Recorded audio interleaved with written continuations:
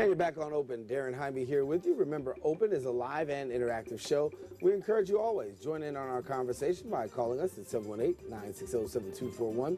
Or if you want, you can send us an email to open@bronxnet.org. And we, of course, open it up right here on the show. Well, since the days of being just a soup kitchen in the Upper West Side of Manhattan to one of the country's leading not-for-profit organizations in aiding the homeless, the Jericho Project has more than succeeded in its mission to providing safe and affordable housing, as well as career and educational training. Recently, they opened a housing facility for soldiers returning from Iraq and Afghanistan.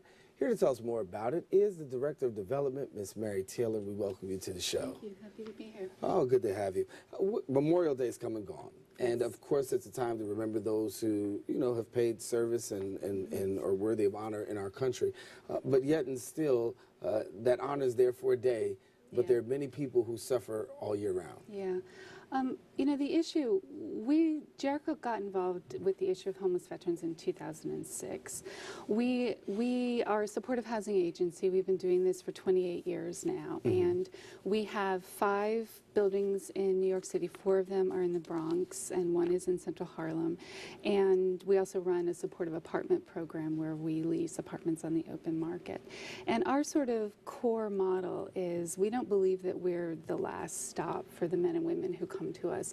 They come to us from the homeless shelters, the streets, rehabilitation facilities, and many of them live in the subway. The people you see in the subway, those are the men and women who come and live with us. We're permanent housing. They have a lease, like I do in New York City. They have all the tenant rights.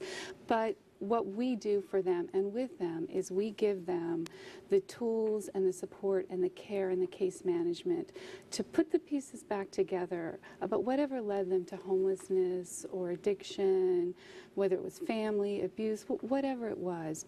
And then we help them when they're ready, because they can stay with us forever if they choose to.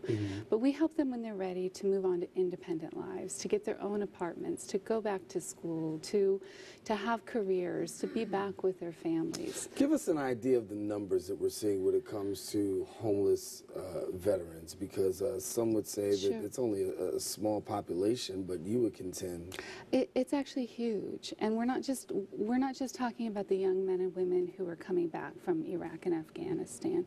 About 1 in 3 homeless individuals in the United States is a veteran, and about 50% of that are 1 in 3. 1 in 3. Yeah, there's over 100,000 homeless veterans who sleep on the streets every night or in homeless shelters. And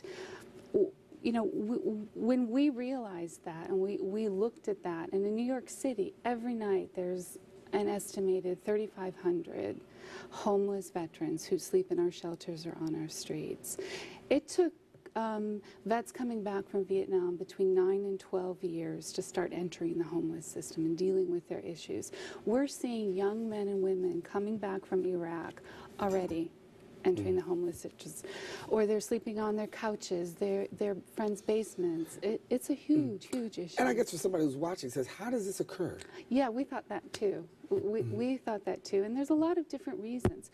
For the young vets coming home, let's remember, most of them are under the age of 25. They've gone from high school to the military, where everything was structured, where they had a job. They had a job taking care of their comrades, a life-threatening job.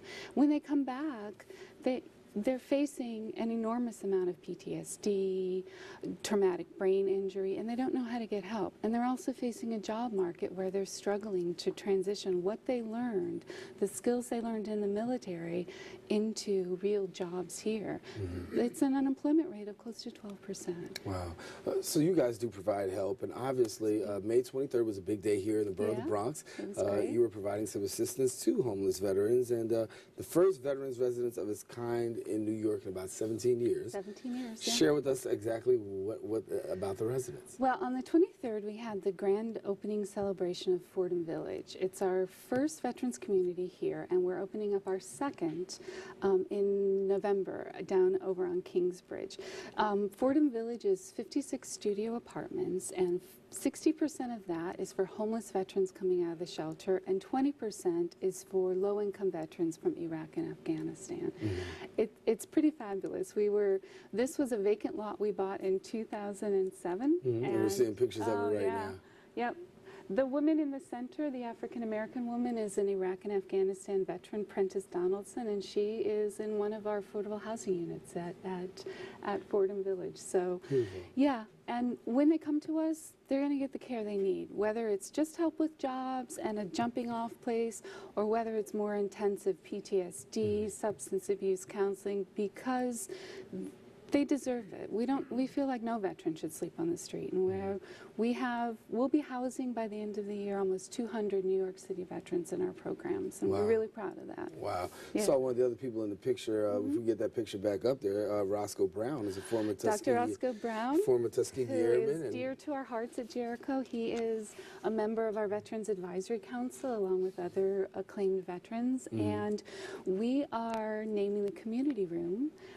We're calling it the Red Tail Room in Fordham Village after the Tuskegee Airmen for their bravery and their real dedication to the community. Beautiful. So, we heart Dr. Brown. Yeah, full disclosure, Dr. Brown's a former member of the board here at BronxNet Television, as well as the many other boards that he served on. So obviously, having an impact such as this, how are you able to ascertain veterans and get them to housing, and then maybe if there's somebody who might be a family member of a veteran who's watching right now, what could they do to partake in some of the great work that you guys are doing? We have been working for 5 years now in developing our networks with the VA, the Bronx VA, the Manhattan VA, with veteran service organizations, with the military, the Department of Defense, to help identify veterans who need our services, or if they can't come to us, if they don't fit what we do, then helping them find other services. And especially for these young veterans coming home, they're really hard to find, and they're really reticent in asking for care. If you are a homeless veteran, or if you are a family member and your vet needs help, you can go to our website at www.jerichoproject.org. And if we can't help you, we will promise that we'll try and find someplace that can help you. What are the options when you look at the homeless rate? You said 1 in 3 of those who are homeless are American veterans. What are some of the options that you would like to see made available to veterans that possibly could bridge this gap and bring the number down? Well, there's always a need for more housing. There's always a need for more housing like we do, building buildings that are dedicated for homeless people to help them, not forever, but to help them move past this crisis period of their lives. But there's also just a need for affordable housing for veterans, especially for these young veterans. Affordable housing and jobs, and that's what we do in our Veteran Supportive Apartment Program. We help them find affordable housing. We actually have funders that are furnishing their apartments. Beautiful. And then we have intensive job support, because a lot of these veterans just need help now. They need an understanding from you, from me, from the general public, that without helping them now, they're going to cycle into being the Vietnam veterans in another 12 or 15 years, and we don't want that to happen. They don't deserve that after everything they've been through.